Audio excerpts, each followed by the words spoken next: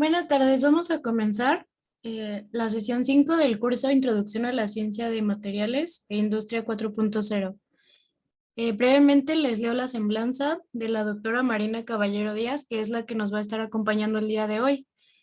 La doctora Marina Caballero Díaz cursó sus estudios profesionales en la licenciatura de Ingeniería Química en la FE Zaragoza, sus estudios de maestría y doctorado en ciencias en la UAM Iztapalapa. Actualmente es profesora de tiempo completo asociado Pride C y candidata al Sistema Nacional de Investigadores. En su desempeño docente ha impartido cursos curriculares en química orgánica, laboratorio de ciencia básica, balance de masa y energía. Desempeñó el cargo de coordinadora del ciclo intermedio de la carrera de Ingeniería Química en 2015. Tiene 3 artículos publicados en revistas indizadas a nivel internacional con factor de impacto, un artículo en revista indizada a nivel internacional, 11 trabajos publicados en revistas indizadas en CONACYT, 28 trabajos en libros con ISBN, 37 trabajos en extenso a nivel nacional y 18 a nivel internacional. Ha contribuido en comités de evaluación desempeñándose como árbitro de 3 artículos para publicación a nivel internacional y de 3 proyectos de investigación a nivel nacional. Ha sido candidata al Premio Sor Juana Inés de la Cruz en 2020 y 2021. Vamos a comenzar la sesión con ella. Hola jóvenes, buenas tardes. Discúlpenme que no encienda mi video, pero tengo problemitas. Ustedes saben cómo es estas cuestiones del internet. Ok, vamos a empezar. Cualquier duda, si ustedes gustan, pueden ir anotándomela en el chat o bien al final, no hay ningún. Le comentaba a la organizadora o los organizadores que si ustedes ya tenían ciertos conocimientos sobre todo esto de la ciencia de materiales. No sé si alguien me pudiera contestar así rapidísimo. Si ya tienen conocimientos básicos. Conocimientos teóricos, de laboratorio no. Laboratorio no. Ok. ¿Por qué les hago esta pregunta? Porque le comentaba que es muy poquito el tiempo, 45 minutos o cerca de 1 hora en lo que les voy a hablar de lo que es la caracterización de materiales. Pues sí, era necesario, yo creo que tuvieran ciertos conocimientos básicos, pero bueno, vamos a ver si nos entendemos un poquito, ¿sale? Entonces, el tema que voy a desarrollar es ¿qué es la caracterización de materiales? ¿Okay? ¿A alguien de ustedes le suena así rápidamente? ¿A qué le suena la palabra caracterización?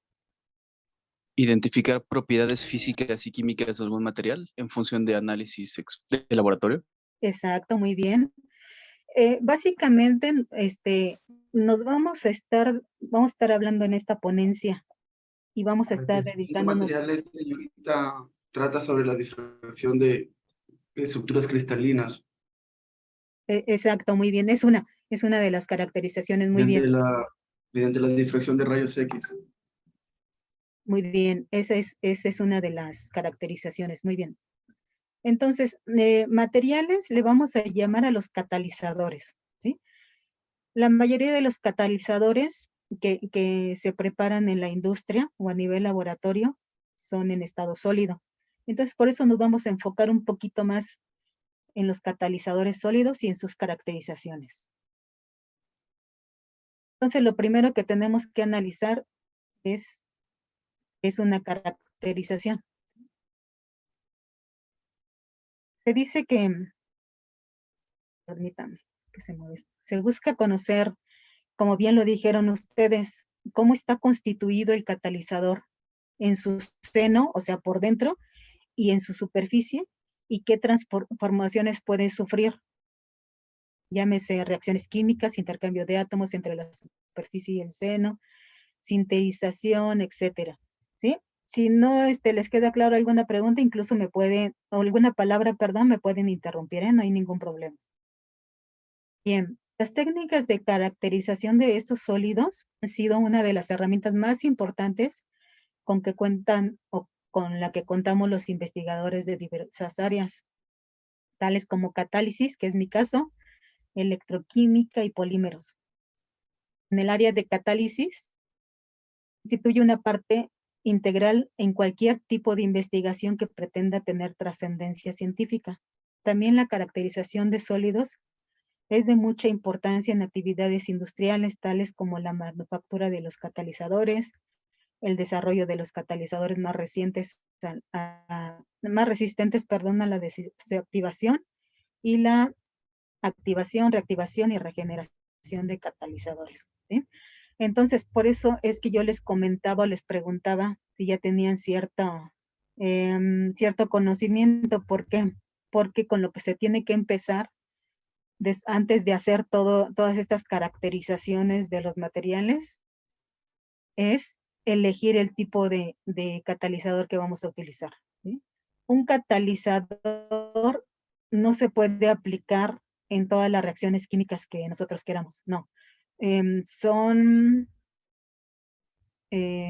que elegir muy bien el catalizador, el sitio activo, el soporte que vayamos a utilizar para determinada reacción química. ¿Sí? No todos tienen los mismos resultados. Después de analizar y determinar qué catalizador y qué soporte o qué sitio activo vamos a utilizar, tenemos que ver lo de la síntesis, ¿sí? Eso lo hacemos en laboratorio, como alguien por ahí comentaba. Hay que decidir si lo vamos a hacer por impregnación húmeda, por impregnación seca, por coimpregnación, por coprecipitación, etcétera, etcétera, ¿sí? Entonces, necesitamos hacer todo este trabajo antes de poder caracterizar un material. Resumiendo básicamente, la caracterización de un catalizador nos proporciona 3 tipos de información muy importantes. El primero es la composición, como bien me decía uno de sus compañeros, composición y estructura química. Se refiere al estudio de la composición, estructura y proporciones de las fases individuales presentes. La composición superficial, la naturaleza y proporciones de los grupos funcionales que puedan estar presentes en la superficie. El siguiente tipo de información que nos da es la textura y propiedades mecánicas. La textura cubre el estudio de la morfología y la estructura geométrica del catalizador, abarcando desde macro hasta microescalas. Trata de la estructura del poro, área superficial total, la disposición de las fases individuales entre sí. El estudio de las propiedades mecánicas se refiere a aquellas que son de importancia a nivel industrial, tales como resistencia a la abrasión, dureza y resistencia al choque térmico. La última, no menos importante, es la actividad catalítica. La caracterización de un catalizador en términos de actividad es una medida cuantitativa de la habilidad de un catalizador de acelerar una reacción química bajo condiciones específicas. Se habla entonces, como ya bien todos lo sabemos, de una velocidad de reacción. Bien, dentro de esta actividad catalítica es el análisis post-mortem de los catalizadores. Quiere decir que una vez que ya utilizamos el catalizador, ¿sí? que bueno, pasa por diferentes etapas, ¿sí? Aquí como bien dice este catalizador desde su estado fresco, que quiere decir recién preparado, a su estado activo y de equilibrio, que es cuando se está utilizando en una reacción, y después a su estado desactivado, que es lo que conocemos post-mortem. Entonces, hay que analizar todas estas etapas del catalizador, para eso nos sirven las caracterizaciones, porque tenemos que aplicar estas caracterizaciones no solo a los catalizadores activos, no, sino que también se tiene que aplicar a los catalizadores frescos y a los catalizadores después de que ya se utilizaron o que están inactivos o desactivados, ¿sí? Entonces, entender tales transformaciones a nivel atómico o molecular es importante para la búsqueda de soluciones a problemas durante la operación. ¿Sí? Ustedes, una vez que ya hicieron su selección del catalizador, su selección del metal, del soporte, lo sintetizaron por la técnica que ustedes hayan elegido y que les haya parecido la más idónea. Y una vez que ya tienen el catalizador, puede presentar problemas ya a nivel laboratorio. Tal vez no les está dando los resultados, que ustedes deseaban. Entonces hay que buscar esta es lo que nos estamos refiriendo con este inciso A, la búsqueda de soluciones a problemas durante la operación que se pueden presentar. Inciso B, la mejor utilización de los catalizadores actuales. ¿Sí? Hay muchísimas investigaciones, muchísimas revisiones que podemos utilizar como base, como soporte, pero nosotros podemos mejorarla. Y el último inciso es el diseño de mejores catalizadores para satisfacer la cada vez mayor demanda debido a las exigentes legislaciones ambientales. Ustedes saben que ahora pues ya están exigiendo que pues las industrias contaminen menos, que los autos contaminen menos. Entonces van a estar poniendo el dedo sobre esos puntos y más en las legislaciones. ¿Sí? Entonces hay que tomar en cuenta cómo vamos a estar diseñando nuestros catalizadores y qué es lo que tenemos que, en qué tenemos que contribuir. ¿Sí? Entonces, una vez que ya se habló para qué nos va a servir las caracterizaciones, vamos a empezar. ¿Sí? Una de ellas que me comentó uno de sus compañeros es la difracción de rayos X. Es una entre muchas. ¿Para qué nos sirve la difracción de rayos X? ¿Alguien me puede comentar así rapidito? No sé si es la misma persona que me comentó. Para identificar más o menos la coordinación de los átomos que están presentes en una estructura cristalina, ¿no? Tiene que ser, muy bien, tiene que ser forzosamente un para cristal. establecer las intensidades que existen en los materiales, las distancias Muy bien, interplanares y todo lo que es referente a los radiodiónicos para poder caracterizar en cierto material, dependiendo de su estado de oxidación también. ok, gracias César. Bien, vamos a ver, difracción de rayos X, precisamente esta técnica de caracterización es solamente aplicada a catalizadores cristalinos. Si no hay un cristal, obviamente esta caracterización o esta técnica no me va a dar nada. Aquí les presento un equipo donde se llevaron a cabo mis caracterizaciones de difracción de rayos X. Aquí está el equipo donde se pone la muestra. Este es un portamuestras. En esta ranura que les estoy mostrando, hay que limpiar perfectamente el portamuestras y hay que colocar en esta ranura nuestro material a analizar, ¿sí? Y lo ponemos aquí. Es este equipo, ¿sí? Entonces hay que analizar el tamaño de paso. ¿Qué quiere decir?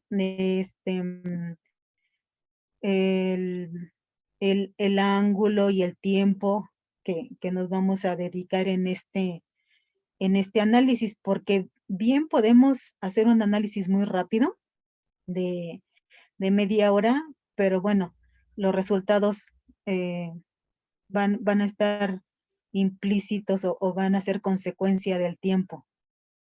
Si yo le pongo media hora a este análisis, obviamente que nos va a dar picos no bien definidos, el equipo va a presentar mucho ruido, etcétera, etcétera.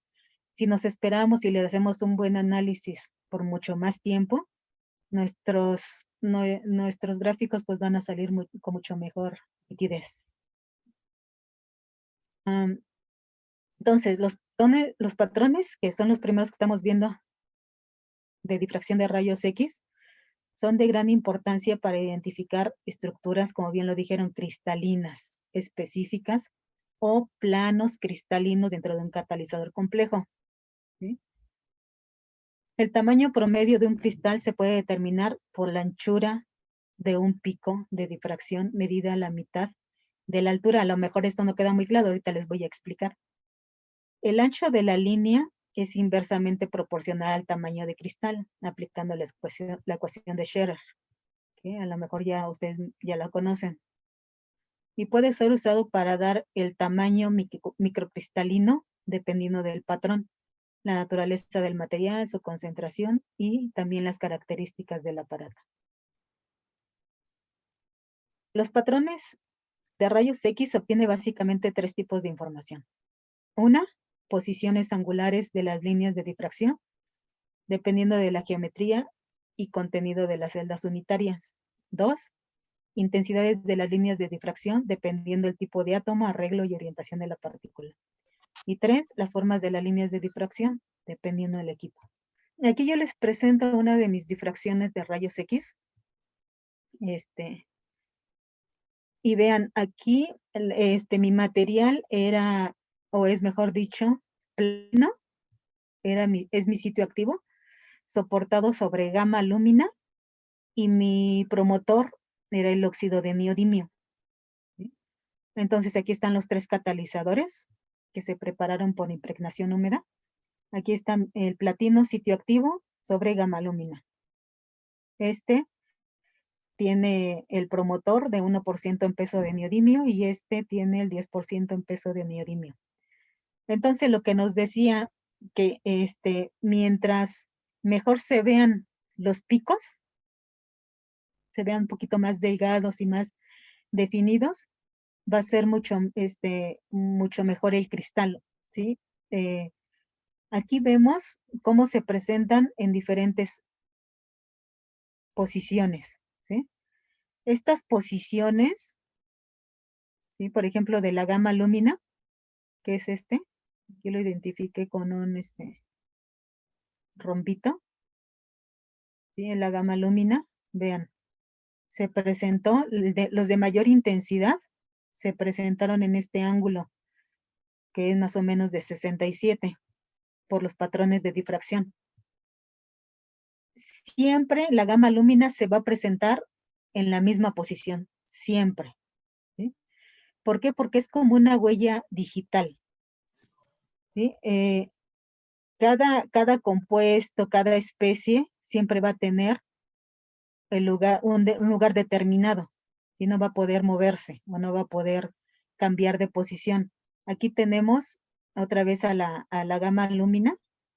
Esta es otra posición que es aproximadamente de 41, pero con diferentes intensidades. ¿Sí? Por los patrones de difracción pueden presentarse en diferentes posiciones, pero cada posición va a tener su propia intensidad. Mándeme, Belén. Y mi pregunta es acerca de, perdón, tu muestra estaba en polvos al principio, y por otro lado, si hubo un procesamiento mecánico previo, por ejemplo, algún tipo de molienda, algún tipo de no sé, de tamizado. Sí, Belén, gracias. Mis catalizadores estaban recién preparados, estaban frescos, estaban en polvo, pero sí es necesario una molienda previa para que no hubiera ningún problema con las lecturas. ¿Sí? No hubo tamizado porque mi material es muy fino. ¿Sí? Entonces, solamente el tratamiento previo que se le hizo fue molerlo un poquito nada más.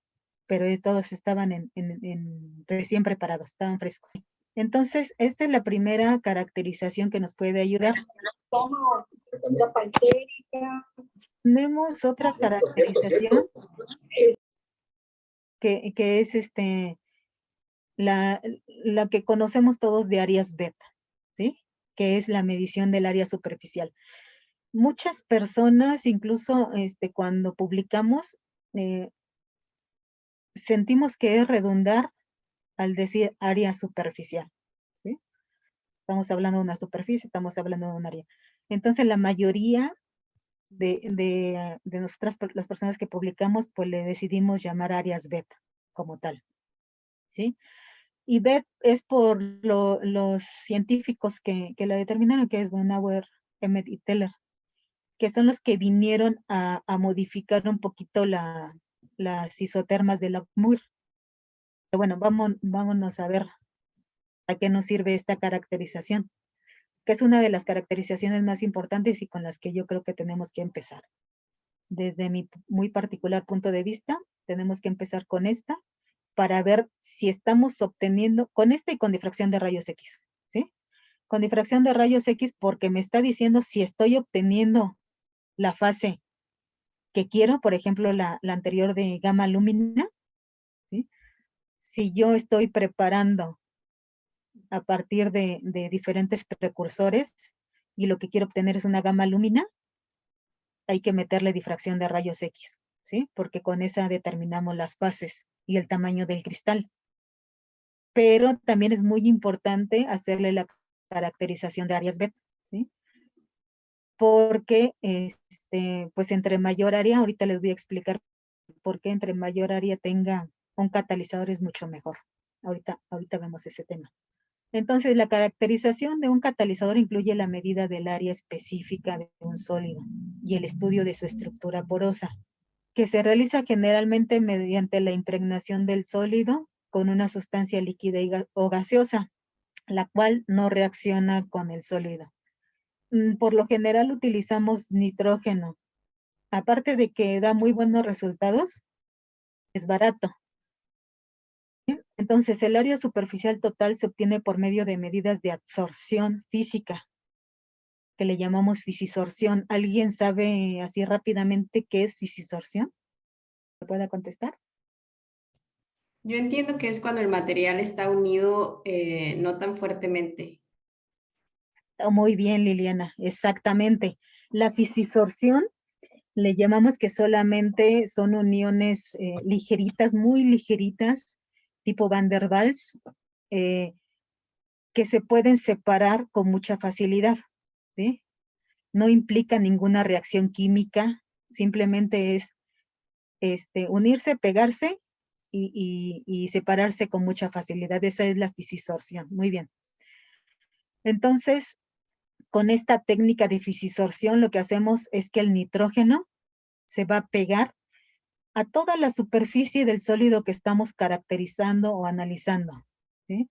De tal manera que me dé exactamente el área total de ese material. Pero hay que tener en cuenta algo súper importante. El catalizador no solo tiene área externa, ¿sí? También tiene poros. Si no, no la podríamos utilizar como tal, como catalizador. Si no tuviera poros, sería un material preparado por Sol Gel, pero ese se utilizaría como membranas. Entonces aquí no me sirve ese tipo de material. Aquí necesito un material poroso. Entonces, imagínense la cáscara de una naranja. ¿Ven que tiene muchos poritos? Entonces, el área total de esa superficie de la cáscara de la naranja no solo es la cáscara externa, sino también el área interna que abarca todos esos poros. No sé si me explico. Sí, pero ¿sería poro por poro? ¿El área de poro por poro? Sí, de todos los poros. O sea, Okay. sí, la superficie total, nosotros a veces nos los imaginamos como que nada, la superficie es lo que está fuera, la superficie externa. No, la superficie total debe de incluir también la superficie interna de los poros. ¿Por qué? Porque cuando se deposita mi sitio activo, por ejemplo, un metal, no solo se va a depositar por encimita, sino también en esa superficie interna que son los poros, ¿sí? Entonces, esta técnica, decimos que se basa en la medida de volúmenes sucesivos de un gas no polar. Ya habíamos comentado que, bueno, nosotros utilizamos nitrógeno o también otros gases nobles, pero son un poquito más caros. Absorbido sobre la superficie interna, vean, de los poros, a la vez que se mide un cambio de presión que está sucediendo hasta lograr la saturación de la superficie, ¿sí? Se tiene que saturar toda la superficie, y una vez que ya se saturó toda la superficie con el gas, que es nitrógeno, pues ya empezamos la desorción, ¿sí? Entonces, lo primero, ¿para qué me sirve esta técnica? Para conocer muchísimas cosas. El área superficial o el área específica. Me sirve también para conocer el tamaño del poro, la forma del poro. O sea, es bien importante esta técnica. Entonces, en la primera, que es la fisisorción de nitrógeno hacia la superficie, nos da este primer dato. Son las isotermas, ¿sí? Entonces, la tipo 1, que es esta que les estoy presentando, que es la que le designaron con el nombre del primer científico que se metió a todos estos análisis, es el tipo 1 de Lapmur, que nos dice que cuando nos da un gráfico así, después del análisis, nos dice que se trata de sólidos no porosos o con microporos, tamaño de poro menor a 2 nanómetros, que limitan el número de capas absorbidas. Entonces, no es recomendable para utilizarlo como un catalizador, es mucho más, se podría utilizar un poquito más como membrana, porque vean, son sólidos no porosos, o sea, o con poros bien pequeñitos. Tipo 2 y 3, estos ya son gráficos estándares, ¿eh? Tipo 2 y 3 se aplican a la fisisorción multicapa de sólidos macroporosos. Eso sí que tienen tamaño de poro grandote, que son mayores a 50 nanómetros, ¿sí? Nos pueden dar gráficos así. Recuerden que estamos hablando ahorita nada más de la fisisorción, de la absorción, ¿sí? O sea, de cómo cubre el nitrógeno a toda la superficie. Solamente se está absorbiendo. El tipo 4 y 5 presentan condensación capilar en sólidos mesoporosos.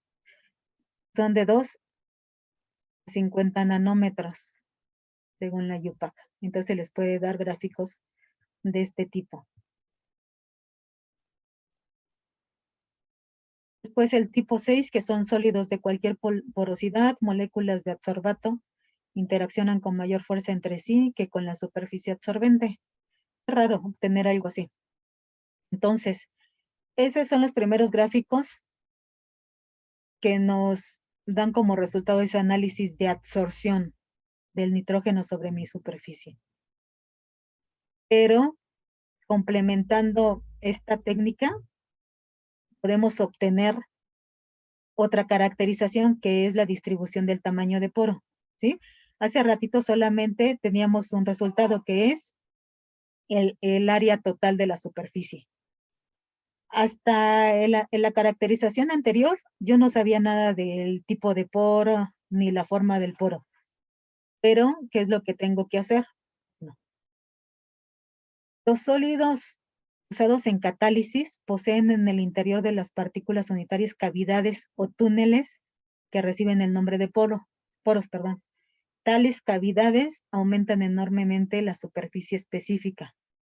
La estructura porosa de un sólido es irregular y de geometría variada, pero en muchos casos puede asimilarse a una forma física, ya sea cilíndrica, esférica, plana, etc., lo que facilita su estudio, ¿sí?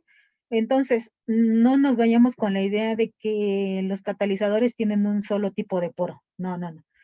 Tienen poros de diferentes tamaños, de diferentes diámetros, pero aquí lo estamos, para simplificar el estudio, dependiendo de los gráficos que ahorita vamos a analizar, nos dice si la mayoría son cilíndricos o esféricos o planos. Entonces, el diámetro o ancho de los poros puede ser definido o variar en un rango de amplitud muy diversa. Esta clasificación que les presento es según la IUPAC, porque ustedes pueden encontrar muchísimas clasificaciones, pero la aceptada es esta, la de la IUPAC, donde los macroporos son poros de diámetro superior a 50 nanómetros, poros grandes. Los mesoporos son poros de diámetro entre 2 y 50 nanómetros y los microporos pues son poros de diámetro inferior a 2 nanómetros. Entonces, lo que tenemos que hacer o qué análisis tenemos que hacer para ver qué tipo de poros tenemos y cuál es su forma. Perdón. Tenemos que hacer este análisis. Para medir el tamaño de poro de un catalizador por fisisorción de nitrógeno, utilizaremos las curvas de absorción y desorción del nitrógeno en el sólido. Se usa para predecir la difusividad efectiva en un catalizador poroso. O sea, ¿qué tenemos que hacer a diferencia del anterior? Pues no solamente tenemos que hacer la absorción del nitrógeno, sino también tenemos que hacer el análisis de desorción, ¿sí? No solo cómo entró el nitrógeno, sino ahora vamos a hacer el análisis de cómo salió, ¿sí? O sea, el camino de regreso. Este es el equipo que utilicé para determinar no solo las áreas específicas, sino también el análisis de desorción, absorción-desorción para obtener el tamaño de poro y la forma del poro. ¿Sí? Ahí están sus mantillas de calentamiento, sus alimentaciones. Muy bien, entonces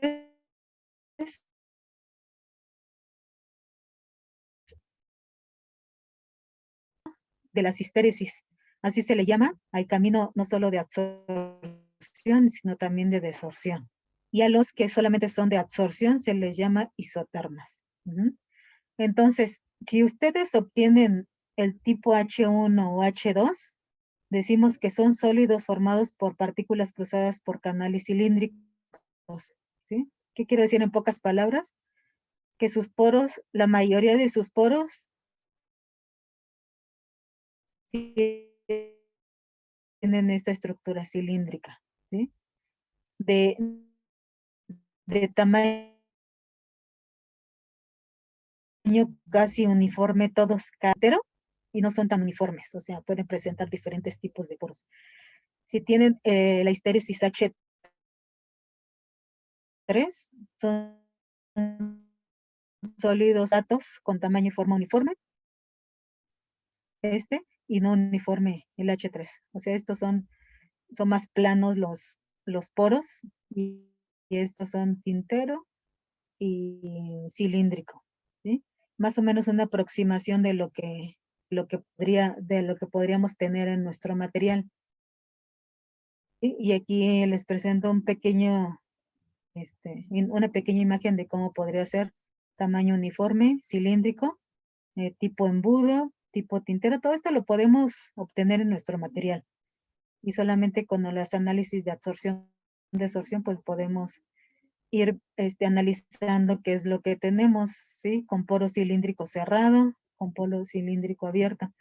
A esto es lo que me referí hace ratito, con que el análisis de áreas no solo corresponde a esta superficie externa, sino también a la superficie del poro. Entonces, lo que contabiliza el área, esa caracterización de áreas BED es todo esto. Todo es área. ¿Sí? ¿Estamos con? Sí, doctora. Ok, gracias. Miren, aquí les presento mis gráficos de mis materiales, de los mismos que les presenté hace ratito, que son que no solo hice mis isotermas, que son el camino de absorción, sino que también hice mis histéresis de absorción-desorción, ¿sí? Aquí vemos el volumen que fue absorbido y desorbido. Entonces, con este tipo de análisis o de gráficos, pues obtuve, aquí si se dan cuenta, son histéresis de tipo H1. Estas son muy parecidas a estas, ¿no? ¿Sí? ¿Sí estamos de acuerdo? Sí. Que son histéresis más o menos de tipo H1. ¿Sí? Entonces, son H1, el tipo de poro es cilíndrico, uniforme, y bueno, ya me está dando ciertas características. ¿Por qué creen ustedes, así rápidamente una pregunta, por qué creen que el camino de absorción sea diferente al de desorción. ¿No tendría que ser igual? Es como mojar una superficie y después secarla, condensar y evaporar.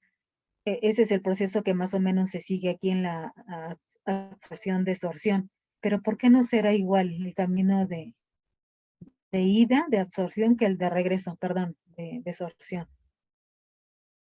Porque hay cambio de presión, porque ahora estamos disminuyendo la presión. Sí estamos disminuyendo la presión, pero aquí hubo un aumento de presión, después se disminuyó. ¿Saben por qué? Ese Porque se proceso de presenta- sí, histéresis podría deberse a un cambio de fase. ¿Hubo algún cambio de fase? Por ejemplo, ajá, o siempre se mantuvo la gamma lúmina. sí, siempre se mantuvo, sí. Ah, Una ok. vez que ya una vez que ya la sinteticé, solamente que hubiera un cambio muy brusco de temperatura, entonces la Ajá, podría someter a algún cambio. Sí. ok, Sí. vale. ¿Saben por qué es? Porque se presenta el fenómeno Podría de ser, capilar. Ay, perdón, me adelanté. ¿Quién ah, iba a contestar? Adelante. yo, doctora, de hecho, iba a hacer una observación que tenía que ver algo con referente al transporte de masa. Es decir, que al momento de desorber las moléculas, por querer salir, podría decirse que se estorben de una a otra, por así decirlo. Sí, Iván, algo parecido. Es precisamente por una transferencia de masa, porque sabemos que cuando un fluido se condensa, en este caso pues, se absorbe, el poro queda cubierto de manera plana. Pero una vez que ese líquido va a salir del poro, se presenta el fenómeno de capilaridad, obteniendo ya no superficies planas, sino cóncavas. Entonces, no sé si ustedes han analizado una jeringa o un capilar ahí en laboratorio muy delgadito, que a lo mejor lo podemos llenar fácilmente de un líquido, pero cuando queremos sacar ese líquido, ¿qué es lo que se ocasiona? Problemas, ¿no? Sí, Entonces, es por eso que sigue un camino diferente, ¿sí? Porque el comportamiento puede ser diferente de absorción y de desorción. Nada más quería hacer un pequeño paréntesis en eso. Gracias, jóvenes. Bien, entonces, esa es otra de las técnicas, me da mucha información. Y otra que es la dispersión metálica. También es muy importante esta porque recordemos que mi metal es mi sitio activo. ¿Qué es un sitio activo? Es donde se va a llevar a cabo la reacción solamente, ¿sí? Entonces, mientras más dispersa esté ese metal, ¿qué es lo que va a suceder? ¿Qué creen que suceda si está más disperso mi metal y no está amontonado? Tenemos más sitios de contacto y, bueno, mayor posibilidad de una reacción química. Excelente, ¿sí?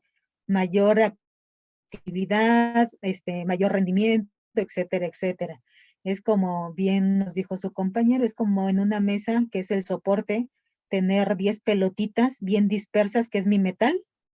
Es mucho más fácil que haya unas zonas de contacto, el reactivo encuentre una zona de contacto donde se lleva a cabo la reacción, y no es lo mismo si los metales estuvieran todos encimados, ¿sí? Porque si no, la zona de contacto sería menor, la actividad, todo se vendría abajo. Muy bien, gracias. Bien, entonces, esta distribución de las partículas metálicas sobre el sólido se obtiene por medidas de absorción química, que es quimisorción. Aquí está diferente con lo que estábamos analizando. Aquí sí se forman enlaces químicos, ¿sí? Estos son más difíciles de separar, ¿sí? En los cuales gases como hidrógeno, monóxido de carbono, oxígeno y óxido nitroso se absorben exclusivamente sobre los metales. Entonces, al absorberse exclusivamente sobre el metal, podemos cuantificar, ¿sí? Cómo está esa dispersión de mis metales. Los métodos de preparación de catalizadores inciden enormemente en la dispersión metálica. O sea, hay que tener mucho cuidado cómo los preparamos, ¿sale? Hay que hacerlo de manera muy cuidadosa porque un cambio brusco de algunos parámetros podría romper con lo que nosotros deseamos obtener, ¿sí? Por eso muchas de las actuales investigaciones se dirigen a mejorar los métodos existentes y a encontrar agentes promotores, ¿sí?, de dispersión sobre el catalizador siempre y cuando ésta sea favorable, ¿sí? Entonces yo podré tener ya preparado mi catalizador, pero si no tiene la dispersión que yo necesito, una buena dispersión, pues puedo meter un promotor, ¿sí? Promotor siempre me ayuda a mejorar el catalizador, ¿ok? Otras de las caracterizaciones son los métodos térmicos de análisis. Dentro de estos encontramos muchos muy interesantes. ¿Sí? Estos métricos pueden ser usados con dos propósitos. Uno, cualitativamente, con el perfil de reacción temperatura, sirve para identificar un sistema dado y frecuentemente, y el análisis cuantitativo, para obtener valores de parámetros de reacción, tales como calores de reacción, energías de activación. Aún si tal interpretación cualitativa no es posible, los métodos térmicos pueden frecuentemente producir una gran cantidad de información acerca de la naturaleza de los procesos químicos que ocurren en un catalizador y por ende ser de gran valor para la caracterización del mismo. Los principales métodos térmicos, a lo mejor ya han escuchado algunos de ellos, de análisis son el TPD, que es desorción a temperatura programada, el TPO, el TPR, que es oxidación, reducción a temperatura programada, el DTA, que es análisis térmico diferencial, y la calorimetría de barrido diferencial, que es el DCC. Entonces, aquí les voy a mostrar, pues, el tiempo, un análisis a temperatura programada. Este es el equipo que utilizo. Este equipo, aquí está la zona de análisis. Este es un horno, ¿sí? Este es un flujómetro donde, pues, vemos que la cantidad que estoy metiendo del gas que necesito, pues sea el necesario, ¿sí? Esto es un mezclador. Cuando necesito mezclar dos gases, pues ese es el que me ayuda, ¿sí? Y bueno, aquí están los gases que también utilicé. Entonces, le seleccioné solamente este. Este es un TPO, ¿sí? Es de oxidación a temperatura programada. Y elegí los mismos catalizadores que les he estado presentando. Pero ¿qué es lo que pasa? Estos catalizadores no son frescos, son después de reacción, ¿sí? ¿Por qué? Porque yo me dedico a la obtención de hidrógeno por descomposición de metano. Entonces ustedes saben que una vez que yo le quito el hidrógeno al metano, pues uno de los productos secundarios que puedo obtener es el carbón depositado sobre mi catalizador, pero sabemos que el carbón está en estado sólido. Entonces, ¿qué es lo que pasa? Después de la reacción, ese carbón se queda encima de mi catalizador, ¿sí? Y eso me podría provocar varias cosas, por ejemplo, desactivación, disminuir su actividad, pero si yo encuentro un buen promotor, a lo mejor y puedo extender el tiempo de vida de mi catalizador. Entonces, lo que se hizo aquí es meter el catalizador después de reacción, una vez que ya fue utilizado, se metió el catalizador, ¿sí? Metió el catalizador en una celda tipo U. Aquí está un termopar. En una celda tipo U se conecta aquí, se pone el horno, por eso se le llama análisis a temperatura programada, porque la temperatura va ascendiendo en lapsos iguales de temperatura hasta una temperatura según la programada. Y vamos analizando todos los resultados. Entonces, se metió una muestra de catalizador usado, ¿sí? Se le metió aire para que se llevara a cabo esa reacción entre el aire y el carbón para producirme, ¿qué, jóvenes? Sí, ustedes saben que si meto oxígeno puro, pues es mucho más caro. Por eso yo metía aire, pero de ahí, pues es el oxígeno. Mándeme. Hola, hola. Nitrógeno. No, nitrógeno no. O sea, estoy metiendo aire. Del aire ustedes saben que se divide en nitrógeno y oxígeno. Lo que voy a ocupar aquí en la reacción simplemente va a ser retomar ese oxígeno del aire para llevar a cabo esa reacción con el carbón que está depositado. Y entonces, ¿qué es lo que se me estaba produciendo? Dióxido de carbono. Muy bien, gracias. Dióxido de carbono. Entonces, con la producción de dióxido de carbono, la contabilizamos y de ahí podemos determinar, mediante un análisis matemático muy sencillo, la cantidad de carbono que estaba depositado sobre mi catalizador. Y vean, aquí podemos ver que el catalizador donde se depositó menos cantidad de carbón y por lo tanto fue mejor, por muchas circunstancias, fue el de platino soportado en alumina, neodimio al 10%. ¿Sí? Bien. Doctora, esas serían Mándeme. como, esas son parecidas a las pruebas que les hacen, por ejemplo, a los fósiles para conocer su edad, ¿o no?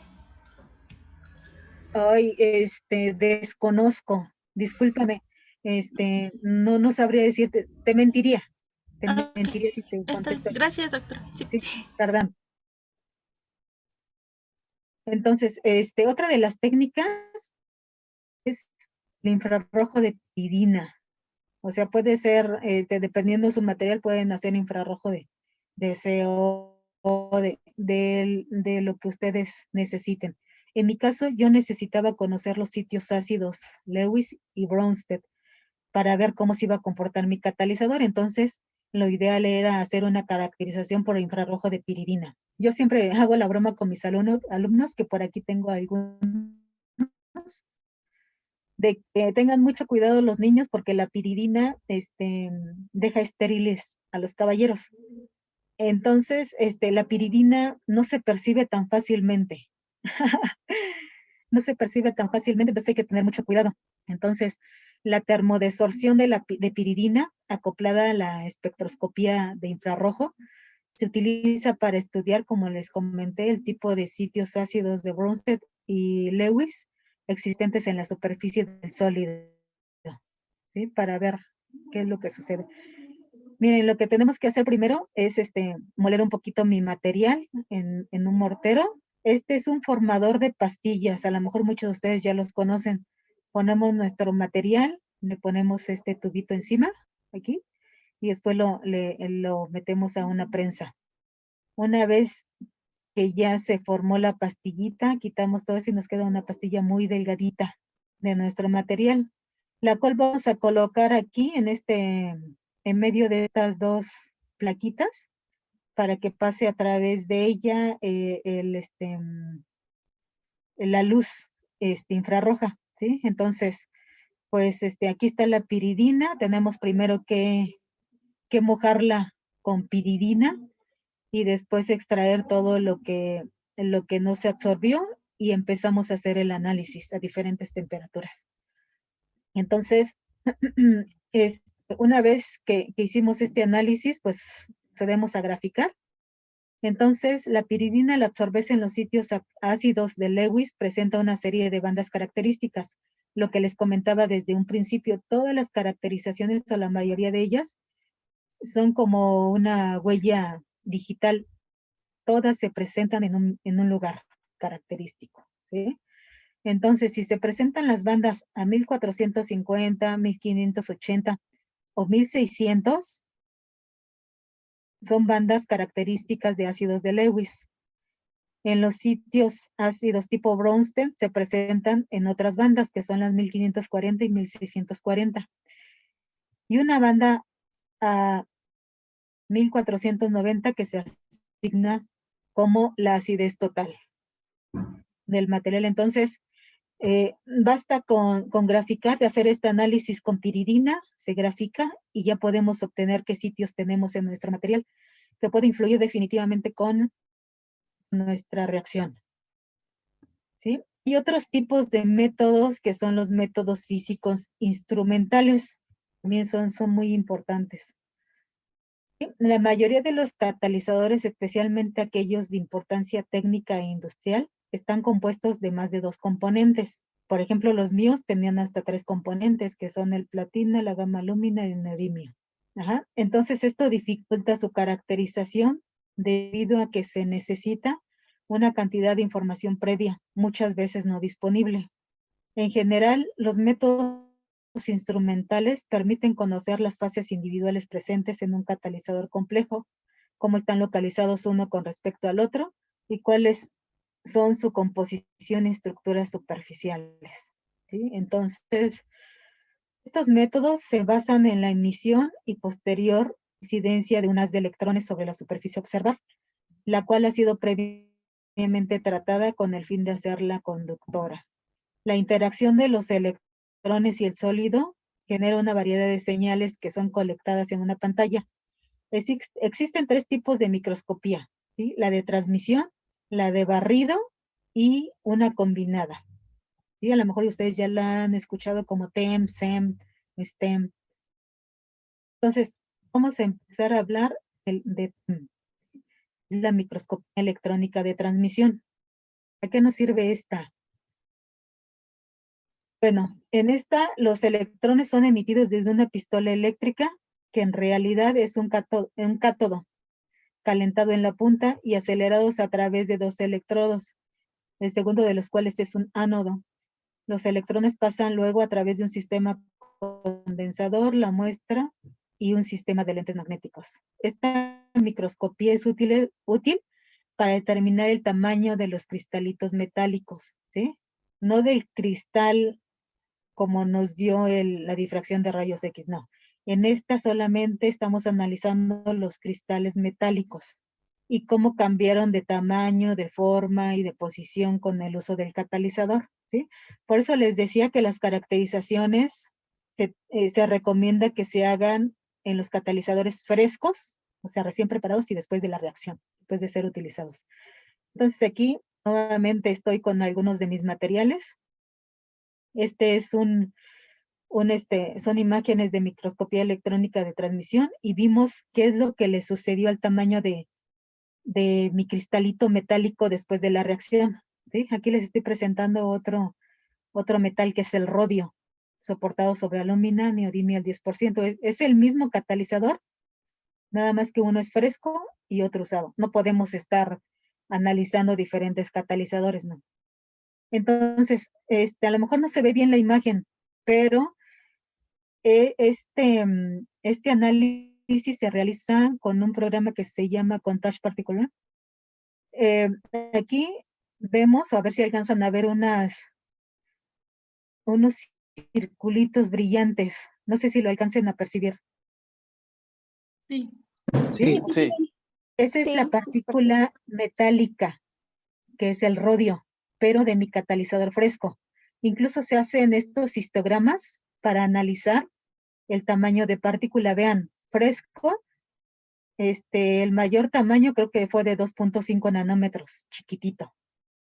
Una vez que llevé a cabo mi reacción, vean, ahorita ya se percibe mucho más el tamaño de cristal, ¿verdad? Entonces, nuevamente se le determinó por microscopía electrónica de transmisión y vemos que ahora ya crecieron algunos metales, ¿no? Algunas partículas. ¿Qué quiere decir? Que se sintetizaron un poco.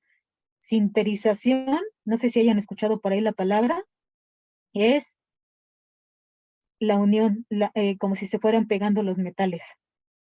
Entonces, por eso es que se van haciendo las partículas más grandes.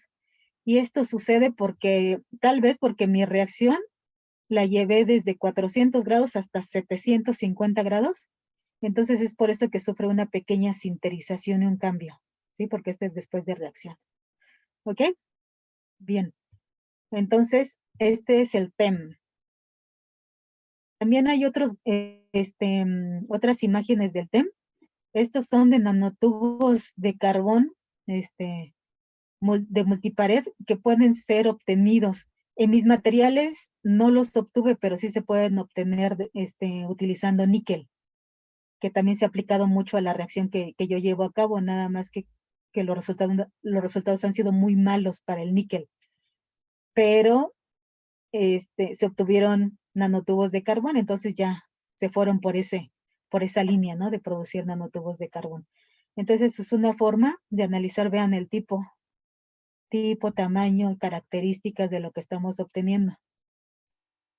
Bien, entonces, otra de esas análisis es la microscopía electrónica de barrido.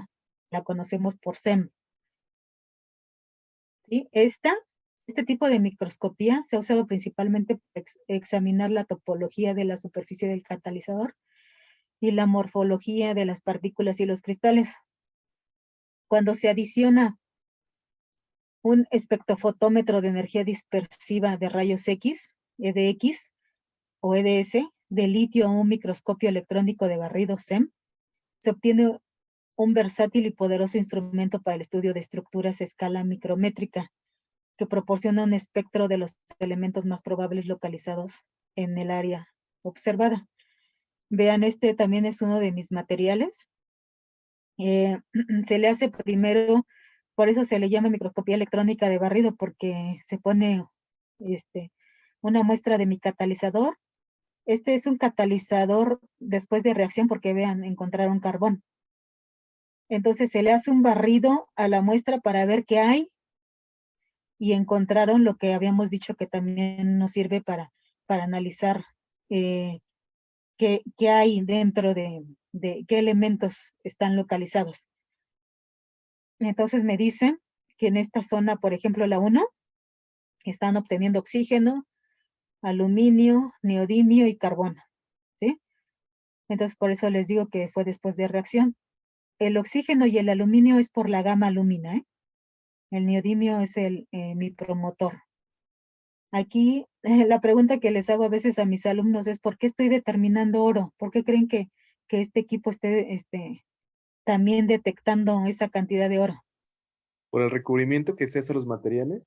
Exacto, por el portamuestra o por el recubrimiento, ¿sí? Que también todo lo analiza.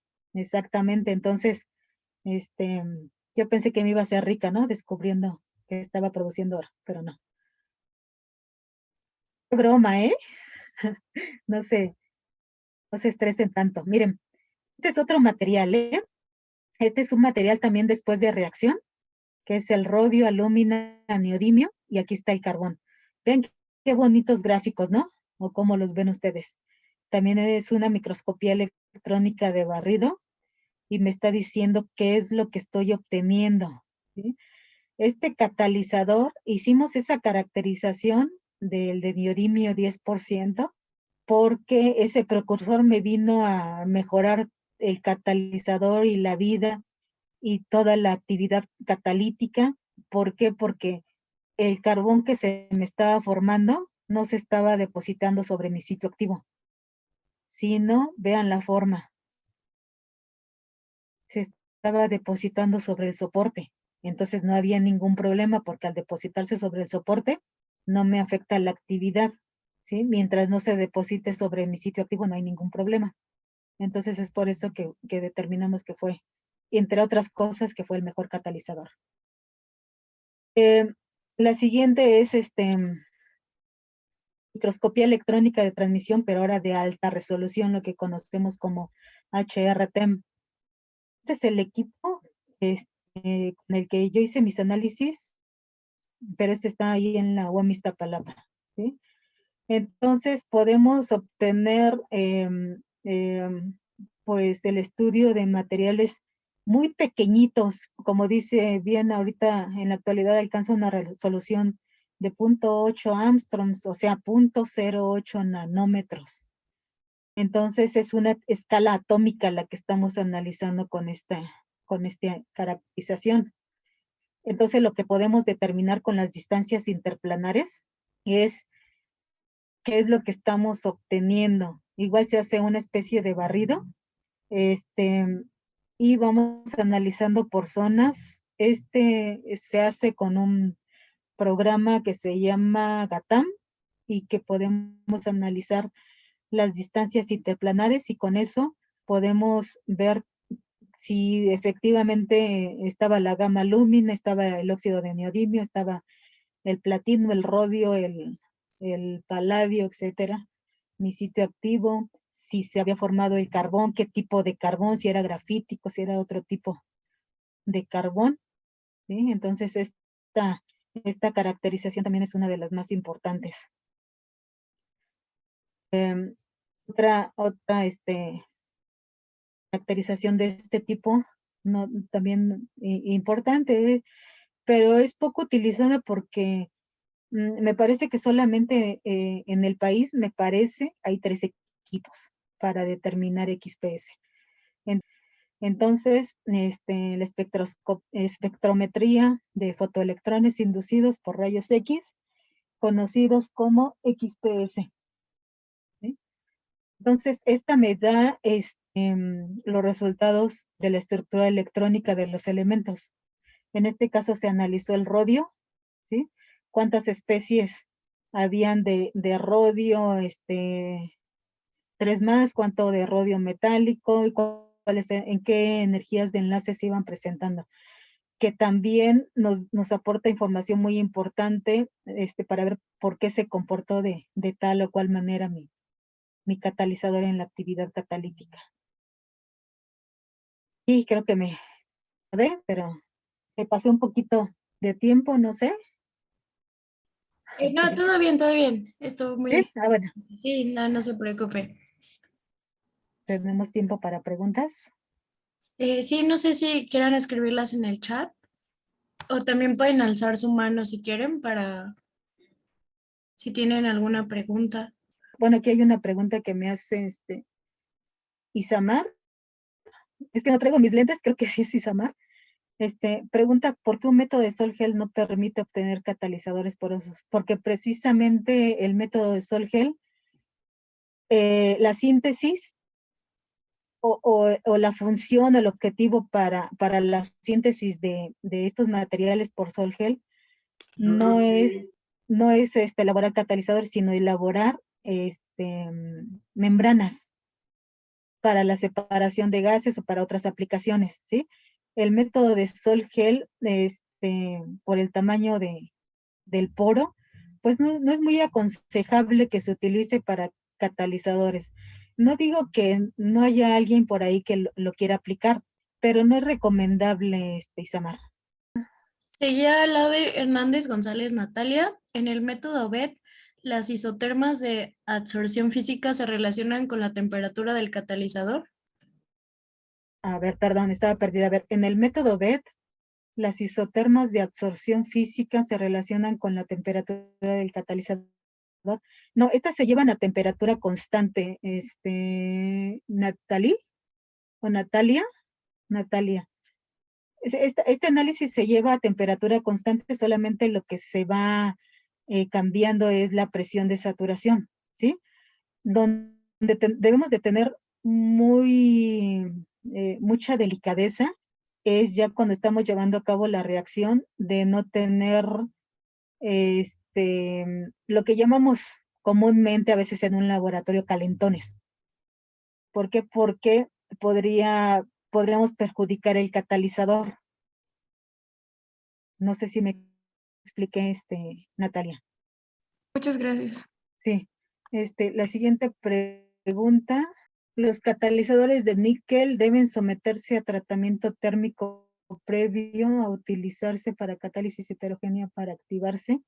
Para activarse, tratamiento térmico. Sí, mira, los catalizadores, Macaria, los catalizadores siempre para activarse se tiene que pasar por por una etapa de oxidación y después de reducción.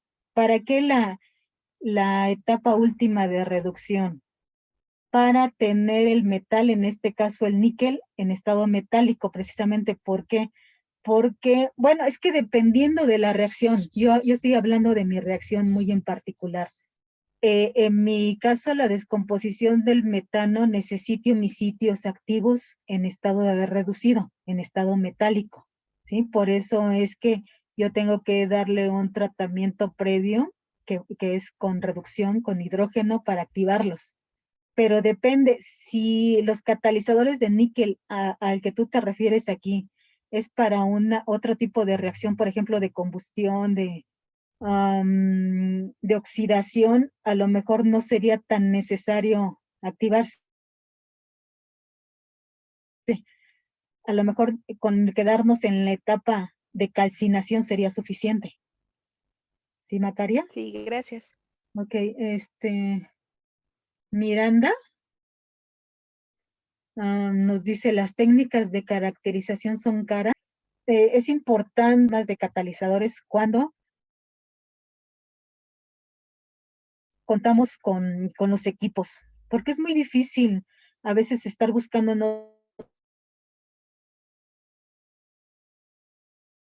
otras instituciones. Es difícil tener un equipo así.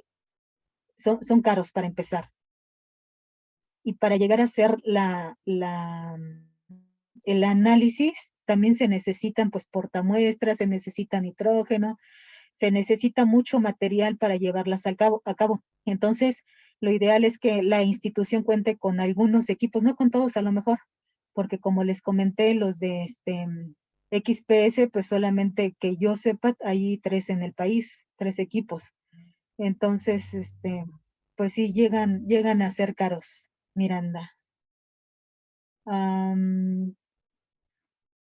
Isamar, el microscopio de efecto túnel, ¿es análogo al TEM o al SEM? ¿O son completamente diferentes? Son complementarios, Isamar. Entonces, lo que se aconsejaría es que se llevaran, bueno, si se puede, llevar a cabo el TEM, el SEM y el de efecto túnel, si se pudiera. O sea, sería lo ideal de tener muy bien complementados tus resultados, porque recuerden, si lo que se pretende es publicar su trabajo, siempre debe de ir soportado por otras técnicas. Yo no puedo mandar solamente una técnica y decir, mis resultados son contundentes. No, siempre debo de respaldar con otras técnicas, ¿sí? Si no, también pues no lo aceptan o lo aceptan en revistas con factor de impacto muy bajo, que es lo que no queremos. Edgar, el catalizador. Ok. El catalizador, ¿qué reacción o reacciones favorece? Muy interesante tu pregunta, Edgar, porque un catalizador favorece solamente las reacciones posibles, ¿sí? Un catalizador no es, no hace milagros, ¿sí? Cuando una reacción es imposible de llevarse a cabo, aunque ustedes le metan catalizadores, no se va a poder llevar a cabo. Un catalizador es para acelerar la velocidad de reacción, ¿sí? Sin modificar las propiedades termodinámicas. Entonces, si nosotros queremos utilizar un catalizador, pues primero hay que ver, pues que mi reacción sea posible y que lo único que va a hacer mi catalizador es acelerar la velocidad de reacción, ¿sí? Y una vez que ya tengamos bien claro eso, pues hay que analizar si vamos a utilizar un metal, qué tipo de metal, si vamos a utilizar qué tipo de soporte, si vamos a meterle un promotor, etcétera, ¿sí? Pero recuerden que para cada reacción debemos de sintetizar un catalizador en particular, ¿sí? Porque no todos funcionan para todas las reacciones. Alejandra me dice, ¿qué forma tienen los catalizadores de manera industrial? Mira, Alejandra, los catalizadores que se utilizan en la industria, son catalizadores, se me fue ahorita la palabra, te lo describo porque ahorita se me fue la palabra, ¿sí?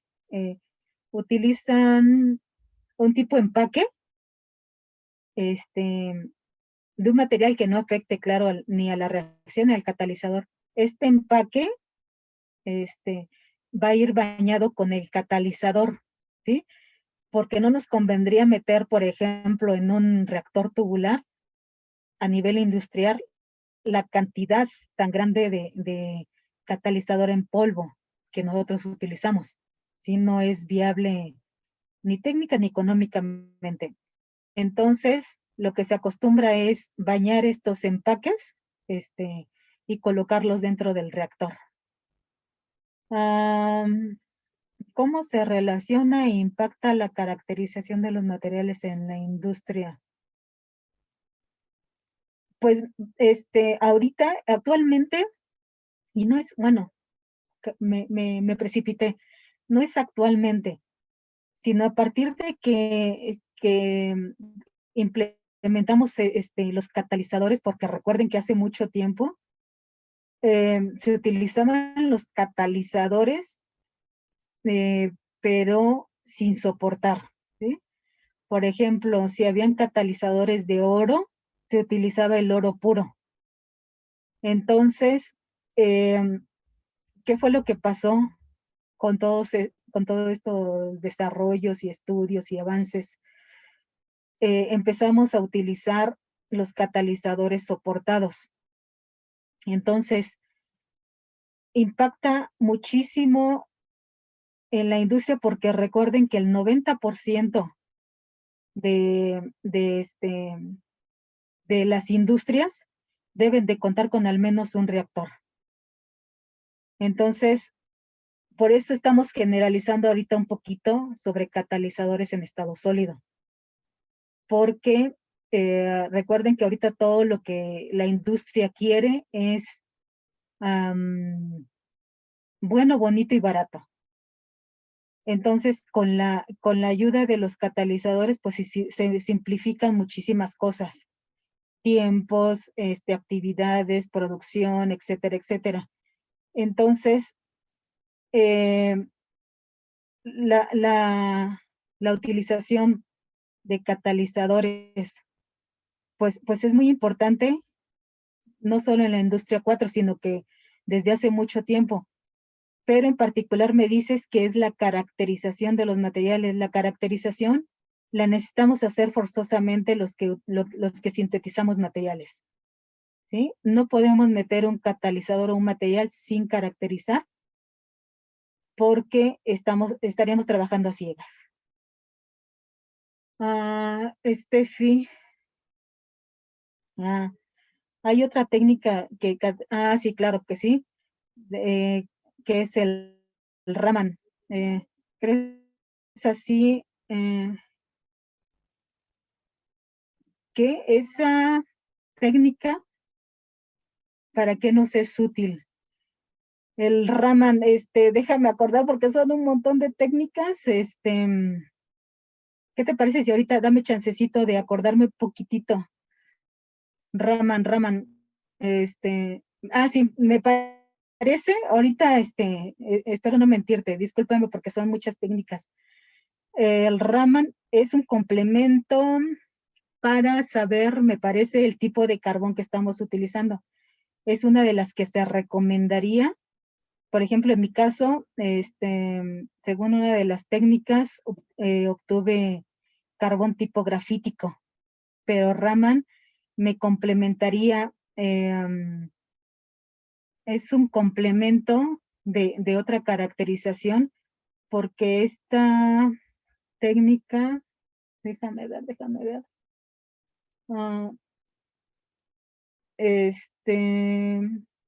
Me complementa para analizar otro tipo de compuestos, pero ahorita se me fue la palabra, permítame y ahorita te contesto, ¿sí? Es que son demasiadas preguntas. Karina dice, mencionabas que el tamaño de cristal medido por TEM no es el mismo, que se calcula por difracción de rayos X. ¿Cuál es la diferencia? Ok. Que en la técnica de difracción de rayos X, para empezar, la cantidad de sitio activo o de mi metal tiene que ser muy poquito en comparación a mi soporte, ¿sí? Te estoy hablando de que la cantidad de metal tiene que ser 0.5% en peso o un máximo 1% en peso, ¿sí? porque si ustedes se meten al Sevier, Scopus y empiezan a analizar algunos artículos chinos, no es porque tenga nada en contra de los chinos, pero la cantidad de metal que le meten a sus catalizadores es 5 o 10%. Eso no es recomendable, para empezar, porque sería demasiado costoso, ¿sí? Lo que se recomienda es ponerle a mi catalizador el 0.5% o el 1% máximo. Entonces, la técnica del TEM es para determinar el tamaño de ese metal, el que tú estés trabajando, cualesquiera que sea. Y como yo les había dicho, si, permítame, se me borró el chat, permítame. Entonces, los cristalitos que estamos mencionando en TEM, son el tamaño de cristal, pero del metal, Karina, de mi sitio activo. Entonces, ese hay que tener mucho cuidado porque como yo les mencionaba, si aumentamos un poquito la temperatura o damos calentones bruscos, o no puedo controlar cuando mi reacción es exotérmica, esos puntos calientes, entonces lo que se presentaría es una sinterización, que es que mis partículas metálicas se empiecen a pegar. Entonces, el tamaño del cristal al que me refiero con TEM es de la partícula metálica solamente. Y en el caso de difracción de rayos X, son los cristalitos de mi soporte, ¿sí? Porque la técnica de difracción de rayos X no puede detectar tamaños o cantidades tan pequeñas como la de mi metal del 0.5% o 1%. ¿Sí? Es una técnica no tan sensible la de difracción de rayos X. Esa sí detecta cuando son cantidades grandes, como por ejemplo la gamma lúmina, que sería de mi total del catalizador. Si pongo 1% en peso de metal, el 99% en peso sería de mi gamma lúmina. Entonces, por eso esta técnica, difracción de rayos X, se está analizando el tamaño de cristal, pero de la gamma lúmina, porque sí la puede detectar. Como yo te digo, no es tan sensible a diferencia del TEM, ¿sí? Que esta nada más me detecta el tamaño de cristalito metálico. Tenías bueno, Isamar, ok, gracias. Gracias. Sí, había otra pregunta aquí de Fernández Marín. Hola, buenas noches, doctora. Buenas noches. Muy buena plática. Muchas gracias. Una pregunta sobre la cuestión de la caracterización de los materiales más allá de las técnicas y aunando un poco sobre los costos que los laboratorios se deben de equipar para poder hacer este tipo de trabajos. Y supongo que en los trabajos que ha publicado usted, pues debe de mencionar algunas de las aplicaciones que es un poco acorde al tema que estamos tratando en el curso, ¿no? Con la industria. ¿Qué nos puede decir acerca de ello, las aplicaciones y qué están haciendo la industria allá en México para poder captar las ideas o las técnicas que ustedes están desarrollando? Muchas gracias. Gracias. ¿Cuál es tu nombre? ¿Tienes Es Antonio Alejandro. Ok, Alejandro. ¿No estás aquí en México? Sí, estoy aquí en México. Pero bueno, sí, estoy en el Tecnológico Nacional de México, en el campus Tehuacán. Ok. Mira, Antonio, pues como tú dices, ¿no? Es un poquito difícil entrarle a este tema de los catalizadores, de los reactores, de las caracterizaciones, etcétera. Tú sabes que para tener unas buenas instalaciones necesitamos el apoyo económico. Entonces, pues, ¿quiénes lo podemos o lo pueden obtener? Pues instituciones que estén bien, bien complementadas y trabajando en equipo con otras instituciones. Ustedes saben que quien nos puede subsidiar o ayudar para comprar equipos, pues es CONACYT, metiendo proyectos. CONACYT apoya pues con grandes cantidades. Y solamente teniendo proyectos CONACYT podríamos ir avanzando poco a poco en la adquisición de estos equipos. No en todos, porque recuerden que hay equipos que pues, aunque nos den un apoyo fuerte, pues no está a nuestro alcance. Entonces, en otras instituciones, ustedes sabemos, bueno, los que somos de aquí de la UNAM, que aquí hay apoyos, por ejemplo, el PAPIT, que es precisamente apoyos a la investigación y a la tecnología. Pero, pues no son apoyos tan grandes, pero uniendo tal vez o en colaboración con otros proyectos PAPIT, pudiéramos juntar todos esos recursos y adquirir, solamente así adquirir equipos poco a poco. Pero pues sí es un poquito difícil. Y con respecto a tu otra pregunta de qué es lo que estamos haciendo, mira, en el tema en el que yo me metí de producción de hidrógeno, pues en otros países ya se ha empezado a implementar. No sé si hayan escuchado por ahí, todos estos carros eléctricos que pueden ser, los carros que pueden ser movidos gracias al hidrógeno, ¿sí? Que como dicen es un combustible limpio.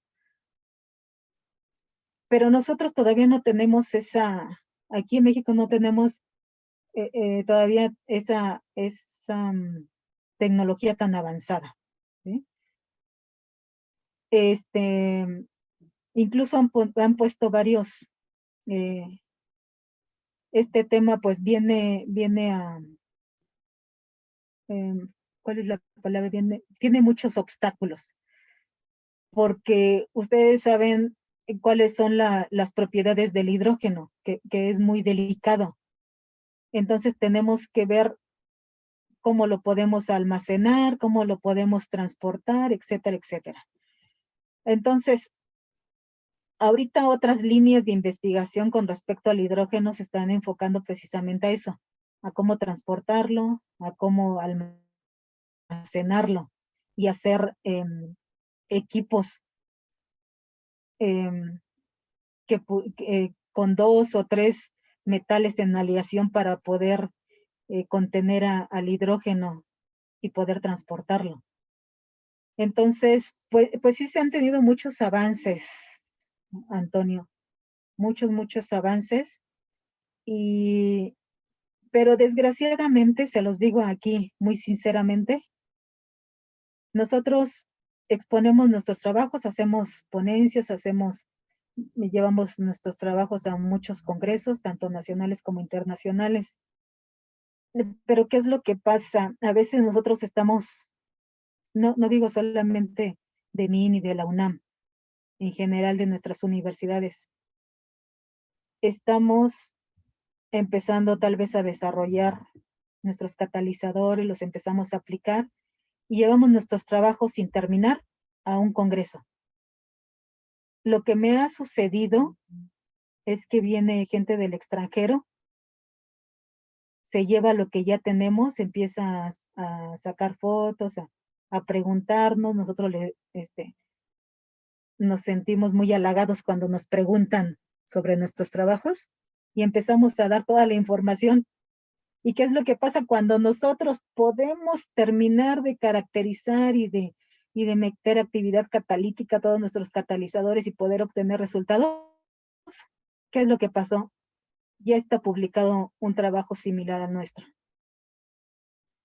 ¿Por qué? Porque otros países cuentan con la suficiente tecnología, con los equipos para hacerlo mucho más rápido. Entonces, es eso, Antonio. Muchas gracias, doctora. Así es lo que muchas de las veces los que hacemos ciencia en México cometemos ese grave error de presentar proyectos en vez de resultados y vendemos las ideas y cuando queremos hacer algo resulta ser, como usted dice, pues ya ha salido un trabajo similar. Pues bueno, pues muchísimas gracias, doctora. Repito, felicidades por la ponencia. Muchas gracias, muchas gracias. Steph, adelante. Hola, buenas noches. Buenas noches. Me parece muy interesante toda esta parte de caracterización y síntesis de materiales.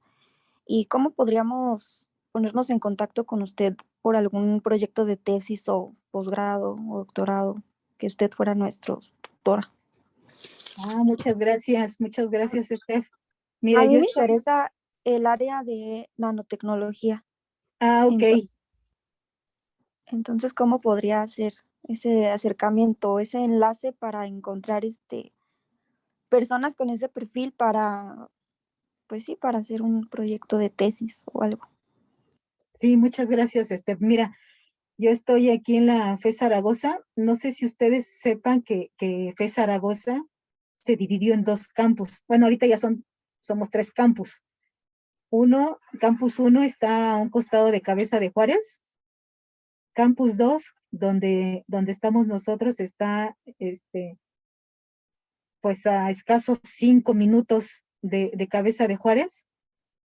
Y Campus 3 está en Tlaxcala, pero yo me encuentro, cuando ustedes gusten, me encuentran aquí en Campus 2, que es Guelatao, Fuerte de Loreto, la avenida 5 de Mayo. Ahí está Campus 2, está la carrera de Ingeniería Química, y yo me encuentro en el edificio llamado la UMIES, que es la Unidad Multidisciplinaria de Investigación. Laboratorio 2, segundo piso. Ok. ¿Quién es no sé, el mediador entre nosotros? ¿No nos podría proporcionar sus datos como correo electrónico? Aquí está el doctor. Sí, bueno, si la doctora autoriza, sin ningún problema les podemos pasar su correo electrónico para que ustedes se comuniquen con ella. Ok, muchas gracias. Sí, claro que sí. Ahí está mi correo. Ustedes lo pueden obtener con la persona que está organizando todo esto. Adelante, claro que sí. Tengo muchos servicios ahorita y varios tesistas, pero adelante, yo estoy en la mejor disposición. Gracias. Bueno, creo que ya por último pasaría a leerle su reconocimiento y agradecerle de parte del instituto por dar esta ponencia. El Instituto de Investigaciones en Materiales de la Universidad Nacional Autónoma de México otorga el presente reconocimiento a la doctora Marina Caballero Díaz por impartir el curso Introducción a la Ciencia de los Materiales, Industria 4.0, en el tema que es la caracterización de materiales, el 9 de agosto del 2022. Y pues agradecerle mucho por su ponencia. Muchas gracias. Gracias a ustedes. Y gracias por su atención, jóvenes. Igualmente.